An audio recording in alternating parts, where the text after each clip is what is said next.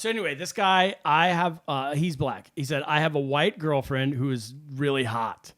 Like 11 out of 10. Smoke show. She wants to have a Halloween party at my house. He says, I'm black and my parents think Halloween is the work of the devil, but they are out of town. I think this kid's in like high school or slightly after high school. He lives at home. Lives at home. Yeah. Wow. What should I do? So he's got this like super hot white girlfriend. She wants to have a Halloween party at his parents' house while they're away. It's a roll of the dice. Let me tell you something, buddy. I mean, I get where he's at. First of all, I grew up very similar. Black Southern religious. Halloween's not like I didn't celebrate Halloween growing up. I didn't start dressing up till I was in college, and that's when I knew you get more ass if you put on a costume. But like, you didn't go trick or treating growing up? No, we went to Hallelujah night at church. What does that mean?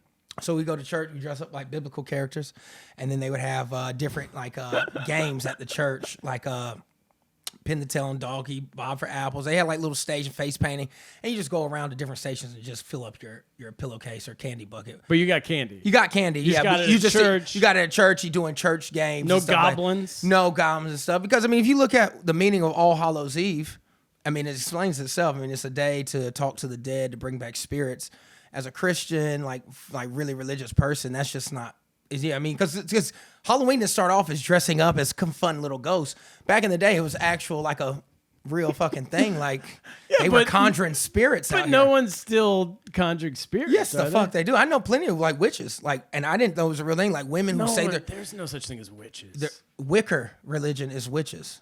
I know, but I know that is a witch. No. I know they think they're witches. Well, of course, I'm not so dumb where I'm like, oh my God, where's your fucking kettle and your broomstick? But they believe in it and they play with Ouija boards and shit. Like to this day, I would never touch a Ouija. You couldn't pay me enough to touch a Ouija board. I swear to God, there's nothing you can. What religion did you grow up in?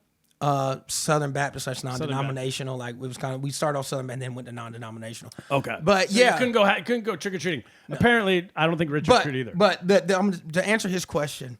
You're between a rock and a hard place, my boy. The question you got to ask yourself is, what am I willing to risk for greatness? Okay. Exactly. This is what you got to ask. How bad do you want the ass? You know what I mean? Because if it means something to you, you'll say, fuck your parents. I'm going to get some pussy. But then again, you are a good black man, so you ain't going to say fuck your parents. So I would say find an alternative venue to throw this party at. If I were you, you still want the white girl dressing up because I'm telling you, you're going to be in for the time of your life. When she dresses up in that little bunny outfit or whatever horse she decides to play. By the way, we should pause right here and say we're assuming they're all over 18. I pray to God they're all over 18. We don't know his age. We just guessed. Okay. Well, if she's over 18, she's definitely wearing a horse outfit for Halloween because that's just what you do. You're going to have the time of your life. But is the risk worth burning a bridge with your family to get some ass? Because chances are you're not going to be fucking with this girl in a year or two anyway, if you're that young. I think I have the answer. You get a hotel, have a hotel party. Or you find because here's the issue. With Ontario, California, that's LA cops. If they're showing up, they're breaking up a party at your house. They're going to come. If you have it in a hotel, they're going to come. Here's what you do. You find your dumbest white friend and you tell him to convince him to do it at his house. You order kegs and you just have them delivered to his house. When they arrive at his house, he'll be like, whoa, I'm having a free beer? Yeah, we're having a party. And then everybody just comes over. You take your girlfriend to his house. And then the cops are going to come to his house. He might get arrested, but who cares? And then by the time the cops show up, you leave. You're gone. Oh, buddy, I see the cops coming down the street. I'm already gone. You're gone. They won't even know I was at the party. It's amateur move to ever host a high school party or college party, whatever it is, at your parents' house. I threw a rager at my parents' house. And how did that end up? Phenomenal. And everyone was cool with it? Everybody. Your Republican dad, no problem? Of course, they didn't know. So my dad was a college coach. How did you get out of it? They didn't know. So how about this? My dad ends up finding out, God rest his soul. So my dad was a college basketball coach. He coached at the University of South Carolina. The SEC tournament, the Gamecocks, go Cox, pause. Miami of Ohio. And Miami of Ohio, but we have some bad history. But I still attended university there. But no, so my dad was at the SEC tournament with my mom. And I was at the age, because I was a senior, that they were like, we're not going to get you a sitter this year. You should be old enough to be able to hold the house down for 2 days. Which I was like, of course. I can do that. You immediately threw a keg. Call everybody you know. We got the place. And so the thing is, we had a big yard, like an acre worth of land. So there was only a couple houses in our neighborhood that could see our house. So I made everybody park on the opposite side of our house in the open lot. So it looked like there were no cars there. It was a rager. It ended up being one of the greatest parties ever. My dad still found out.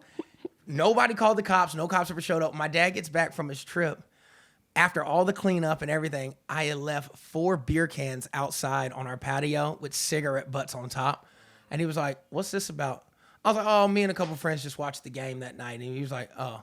He was like, "A couple friends?" I was like, "Yeah, just a couple." He was like, but it was literally like 70, 80 people in there, which for a high school party is a fucking blowout. That's pretty good. Yeah, it was pretty sick. Did you ever go to those people's house where the parents would be there? Oh, all my white friends. We don't care if you drink, long as it's at our house. I mean, that was not my parents. That was definitely not my parent. And now that I am a parent, I think, like, how dumb could you be? Because it's not about right then. Let's say, because kids are going to be kids. So I take your keys, whatever. You still find a way to sneak out. Whatever trouble you get in, accident, kill somebody, they're like, "Where was he at last?" I'm still the point of contact. You're the law. I mean, a lawsuit is coming right at you. That's on a good day. You're going to jail. You're going to jail for serving minors. Right. The minute kids are having underage sex in your house, the minute one of them tells their parents, now you're an accomplice. Exactly. Yeah, those were the dumbest people on earth. I used to love hanging there as a child, It was the best. but as an adult, I was like, I would never be that. That's my point for Richard. Find one of those kids. Yeah. Find one of those dumb kids where parents are even dumber. Yeah. And take the girl to that house. Yeah. Throw the party. Everyone says you need to surround yourself with people smarter than you. I hear that all the time. Wrong. Only if you're trying to be successful. Yeah, but no one's doing that. Yeah. Dumber. You want dumber friends. Be the smartest guy in the room. Be the smartest so guy. that they can take the fall for you. And if you're not, leave that room. Yeah. And find a dumber room that you can be the smartest. Yeah, because you need people who will take the blame for you. And also, the smarter you look, it's like if you're a girl, you want to be the hot girl in your group. You know? First of all, I feel like women do that a lot. They of do it times. anyway. And they say they don't because I've seen a group of 5s to 10s, whatever, just a good group. 5 to 10s is a wide variance. In one crew? Let me tell you something. You never go home alone. There's never 2 10s in a group. There are, but they don't even like each other. When there's 2 10s in a group, there's always beef. Yeah. Because they're fighting for alpha female. They like the 6s. What and the I've 5s noticed is in in a crew, you'll get 1 to 2 very hot ones, trickle down effect. Sure. To the grovelers. And what I found is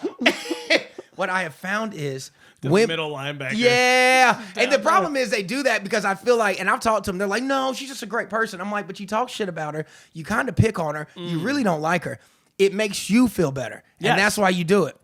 And that's a fucking problem. So what I'm saying, women have been doing this for years. Now men need to smarten up and do the same thing, but with how smart you are. Men can't do that. You need idiot as friends. a man.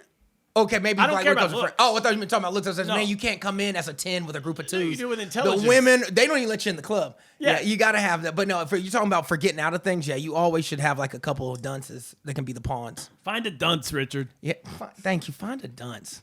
All right.